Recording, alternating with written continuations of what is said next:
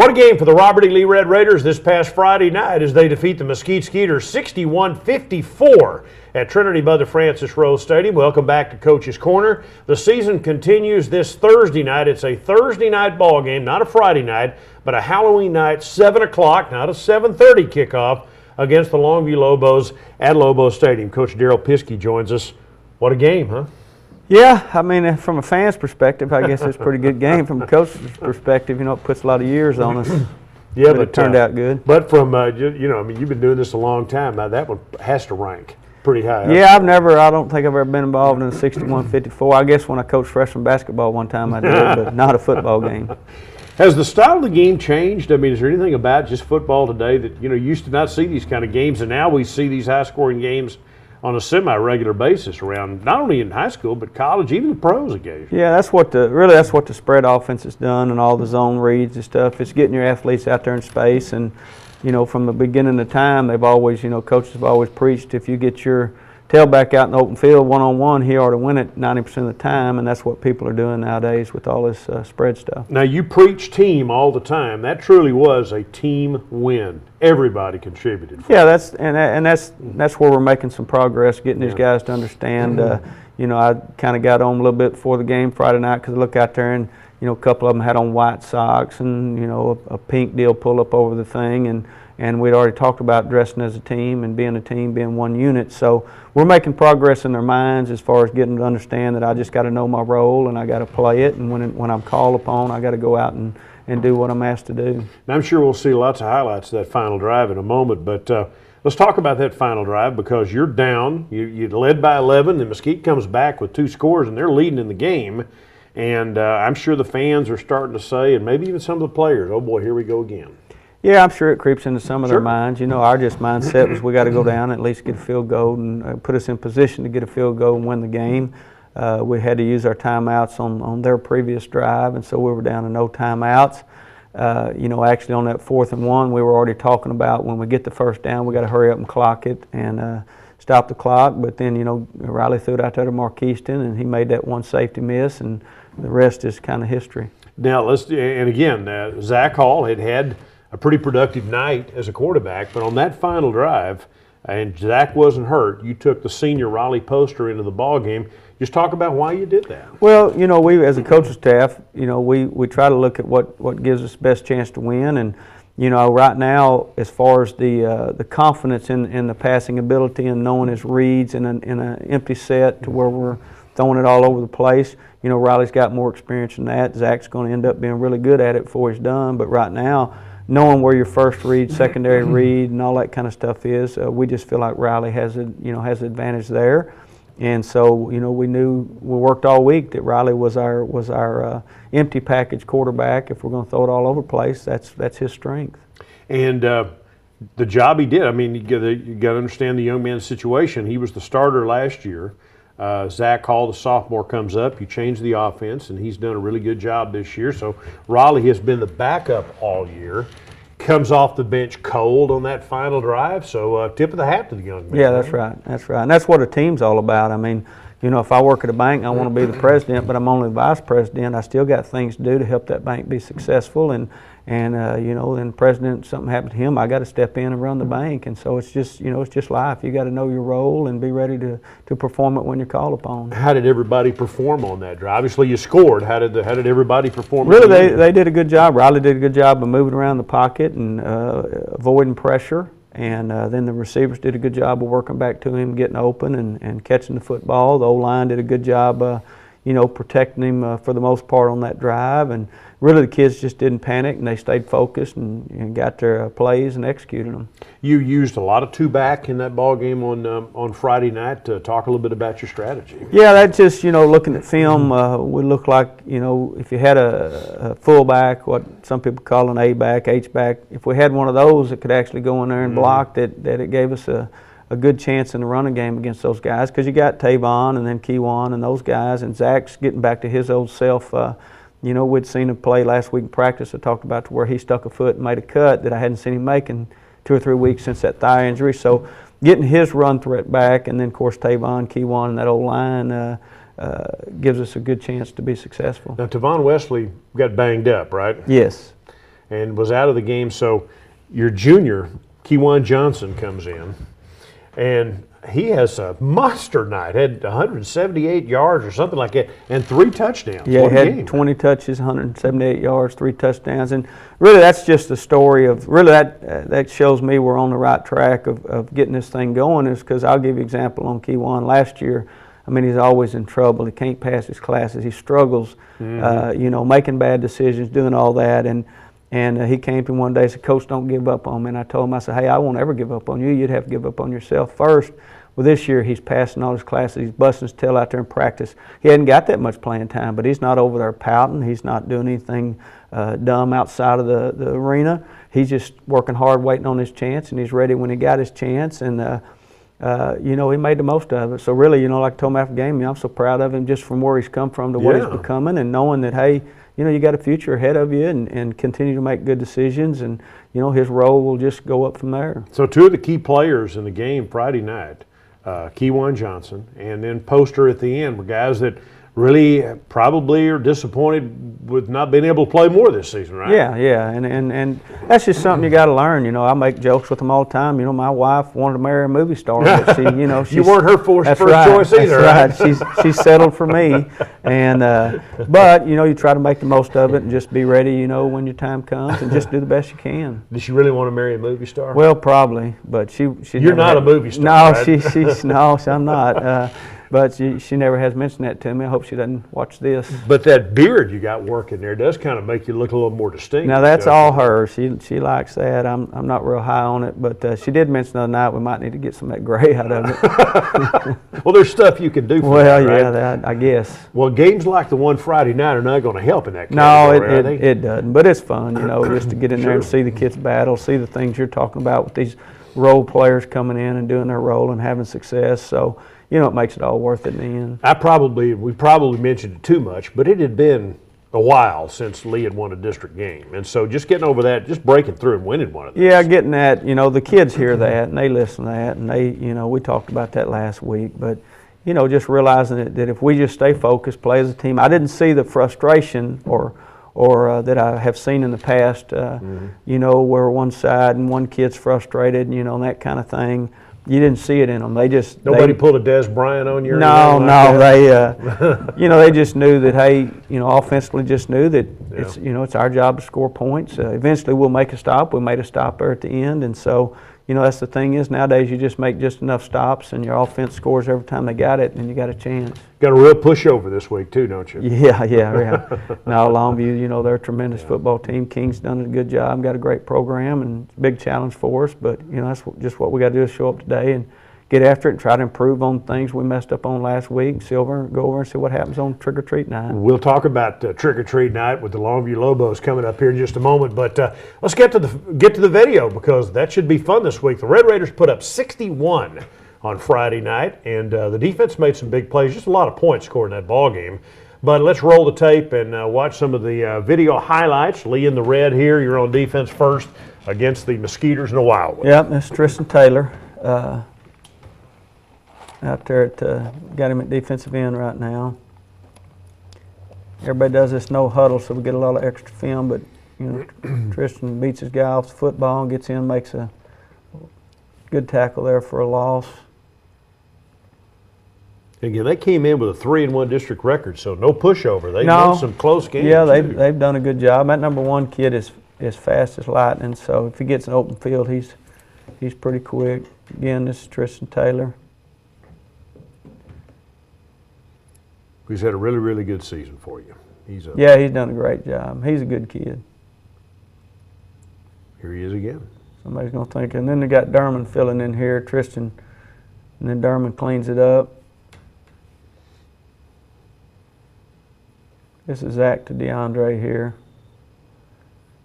Zach does a good job here, making the right read, pulling the football, and then get off the edge and keeping his eyes upfield and finding DeAndre. It's a big play later where they score a touchdown on that play. Yep. And Dre Allen's a senior too. Yeah, he is. And Dre he didn't get balls thrown to him all night long. This is Banks here, coming out of the backfield. Great has a blocking big up play front, for big us. hole. Yeah, yeah. Would have worked again, just had to put a little more touch on that second one. We threw it a little flat and they tipped it on the next time we tried that same play. Tavon Wesley. Tavon's, you know, fast, strong, physical runner, got good vision, good speed. He just works hard. Look, if you look at a lot of these runs, you'll see blocking off the edge. You know, those receivers blocking downfield turns those 4-yard gains into 20 and 30 and longer yards. This team defense here. Guy comes to balance, makes him give it, and several players in on the tackle.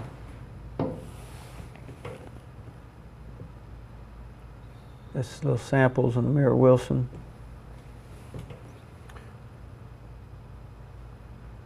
Good job of pressure. Sample sophomore, Wilson senior. Mm-hmm. By the way, Amir started the year out playing both ways. He played Yeah, that's offensive right. tackle too. Yeah, yeah. Here's Zach. Yeah, this is something that's good to see again, is Zach being Zach. You know, and having the speed to do that right there is what we've been missing since the Horn halftime.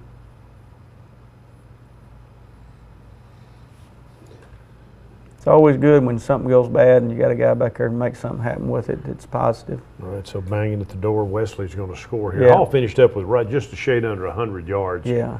Unofficially, and there's Hall with the That's Tavon. with the Good touchdown. blocking with the O-line. Got a good surge.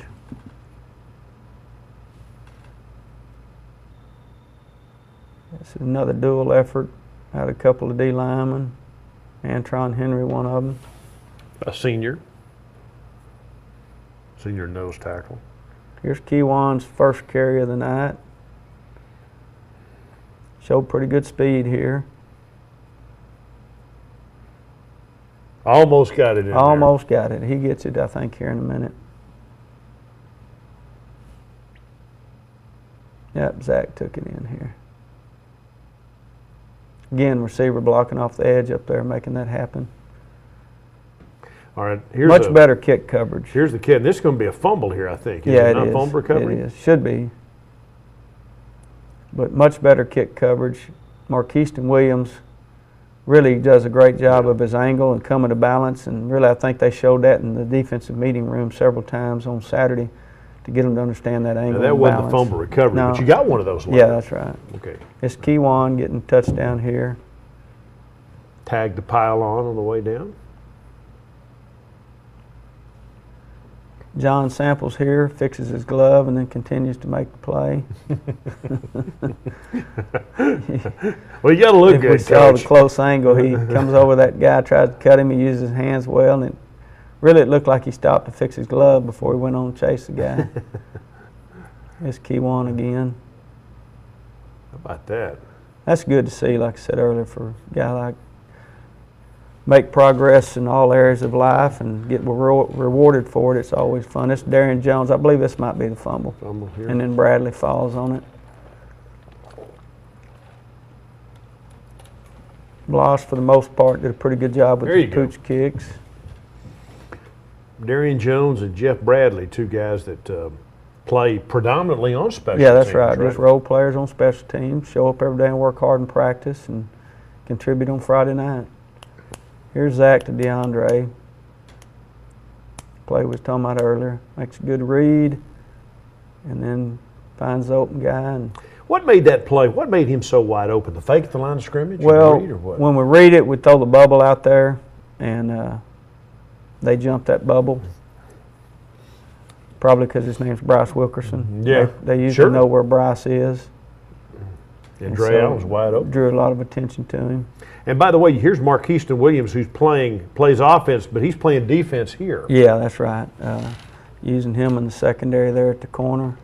He gets a fumble recovery. Really, he had a good night. He had 5 tackles on special teams, had a fumble recovery on defense, and then Made the game-winning catch. game-winning catch Yeah. on offense. So he had a good night.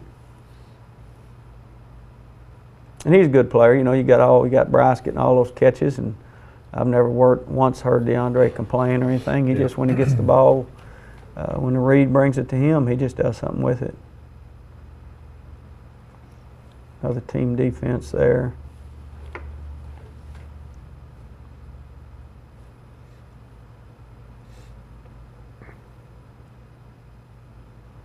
This is Patrick Udofia. Who's playing safety Friday, wasn't he? Yeah. Comes up, comes to balance, makes a good tackle.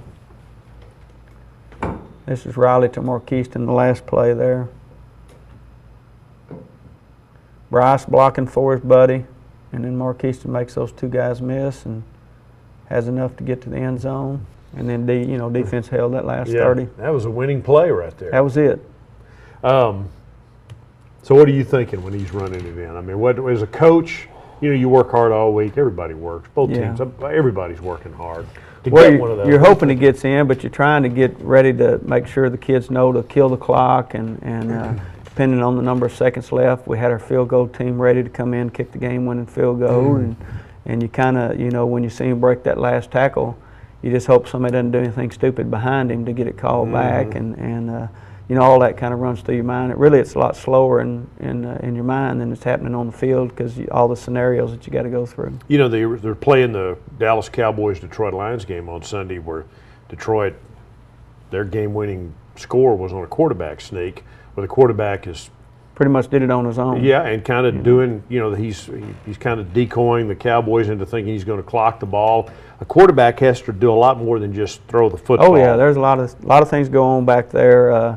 Whether it be making sure we're in the right set offensively, everybody's lined up, and making sure we got the right play against that defense, and then a lot of big guys coming to try to rip your head off and stuff. And so there's a lot that goes on at the quarterback position. When you're trying to clock manage a game, especially down at the end, I mean, is it just you, or do you have somebody with you kind of helping you? No, like we're a baseball all, manager has that bench coach who's kind of helping him, No, we got Coach Barnes has a deal. I don't know where he got it, but he has a thing that kind of tells you when a person can actually run out the clock based on how much time's left, how many timeouts they have, and stuff like that. And then, of course, kind of a chart? Yeah, he's got a little chart that he got somewhere. I can't remember where he told me he got it, but and then you just got to kind of use your better judgment and figure it out. And when you have a game like the other night, it really works on your math skills. Every time somebody scores, they've got that little chart.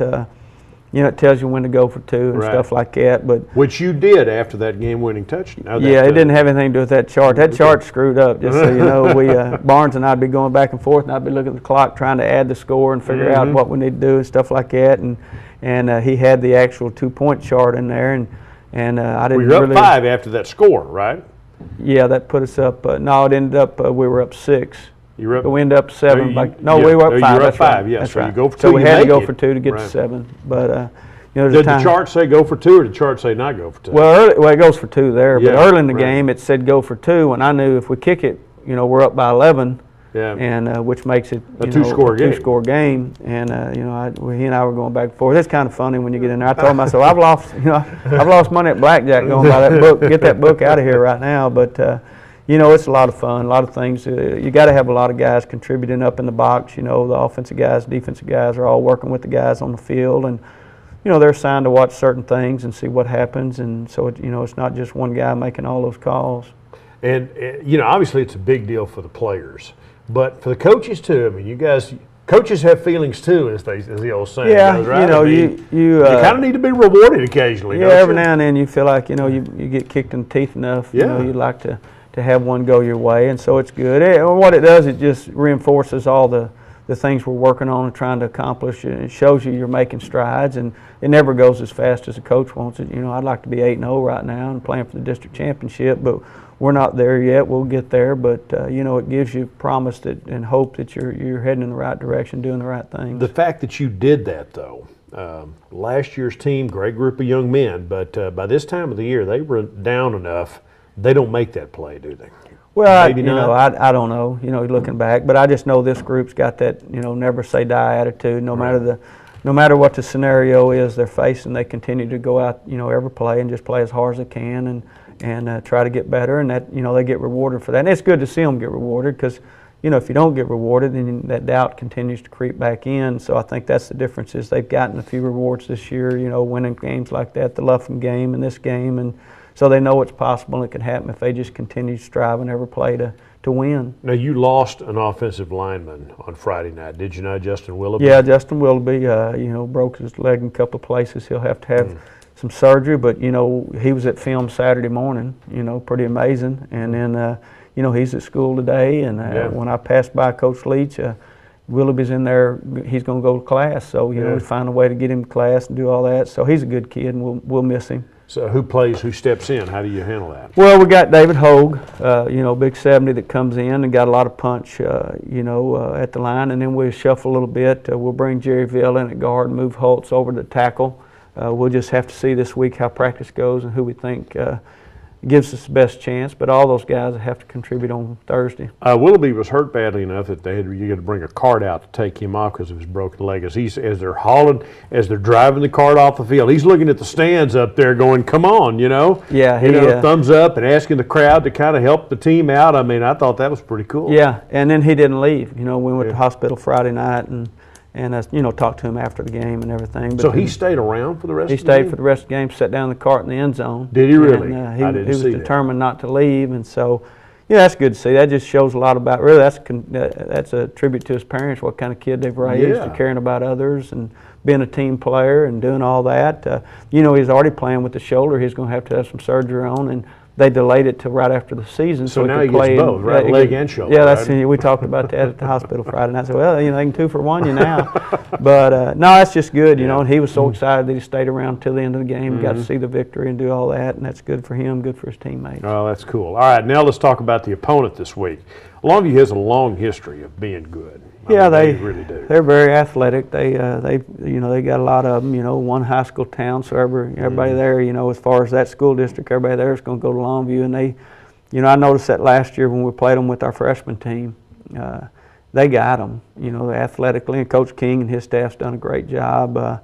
Coaching them, putting them in position, and they usually are pretty good contender to make a deep run in the playoffs. So it's a big challenge, but that's the next team on our schedule, and we'll have to line up and get after it and see what the outcome is. And in this era of they throw in, throw, Longview has kind of resisted that. I mean, they run out of a shotgun, but they like to run power offense. Yeah, when in doubt, they're going to run the power, and they're going to run it as many ways as you can run it. And if you're looking for a new way to run the power, just watch some Longview film. They've got many ways to run it, but that's just because they're big, they're physical up front, their O-line's huge, very athletic. Their backs are fast and strong and good, and then they got the Chumley kid at quarterback. He's pretty good at throwing the ball, and they got receivers out there who can catch it. And then defensively, they're big and fast.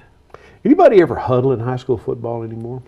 Periodically you see it, not as much anymore, but periodically you see it. I'd like to sometimes. I hadn't seen anybody huddle this year. Well, I don't think. I hadn't watched a traditional huddle where guys, bend down. I hadn't seen any on the films we're playing, but at the lower levels, I'm sure there's a lot of it. Different classifications. Some people do. Alabama does. And they win. They have pretty good success, but it just depends on what you got. It's hard to find that fullback these days. A kid that'll just run up there and beat his head against the wall for 4 quarters, knowing he may not touch it but 2 or 3, and that's a bootleg or a pop play. But it's hard to find that big tight end. So that's just kind of the era we're in with the mentality, and then getting your athletes in space. Not many of them have to huddle up anymore. They can do it with signals and wristbands and all that. All right, Halloween night. I mean, they talk about just why the game is on Thursday night, not Friday night. Well, they're going to televise it live on whatever that TV deal it is, televised on. And John had called early in the year and before the season started and talked about it. And, just either way, they're going to delay it or they're going to show it live. And so we thought it'd be a fun deal for the kids to move it to Thursday and make it live and do all that. And hopefully they get the trick and we get the treat, but it'll be fun for the kids. A little different routine, so kind of mix things up. Yeah, how's it change your routine this week? Well, it just shortens it, but it shortens theirs also, and so we'll just have to deal with it and do some different things during the period that we normally do, and get prepared and just be ready to go. Sub-varsities, got 2 days to get ready for their game. We got 3 to get ready for ours, so we just have to make it work. Finally, you got about 3 or 4 minutes left. There was a controversy last week. Aledo, a 4A team, had beaten a team out of Fort Worth really badly, 91-0, and there was a parent actually accused Aledo of bullying, you know, kind of got a little bit silly. But does Texas high school football, in your opinion, need a mercy rule? Well, that's a tough one. You know, they have it in 6-man. They have 45-point mercy rule. And I knew about it the night it happened. I've got a couple of buddies from Charleston. John Rhodes is the D-line coach over there, and Steve Woods is the defense coordinator over for Coach Buchanan. And John had already put it out that their starters only played 22 plays. Their offense only had the ball 33 snaps, and they scored 13 touchdowns. So, you know, they had linemen playing running back at the end, and I don't know. You know, that's for those people to figure out. I hadn't been on a 90-something to nothing, but I've had my tail kicked before. Where. But you've been in games where you won big, too. Yeah, I've won some big and lost some big, and it's tough. That's a harsh thing as a coach. You know, you don't want to rub in their face by kneeling every play or punting on first down. That's more of an insult in some ways than running the stuff, isn't it? I think so. You know, you run the clock and they run the ball, you know, up the pipe, and you know, and you just do what you do, and you know, that's something for those, you know, people in Austin to figure out if we need a mercy rule and stuff. But your third stringers deserve to play too. If they get and they need to play hard. They deserve to get to play hard. That's right. We got guys that show up practice every day, and they've yet to step on the football field, and they go out there and they run scout team and get hammered, and you want to put them in the game and give them a chance to play, and you can't tell a kid to go in there and, hey, don't do your best.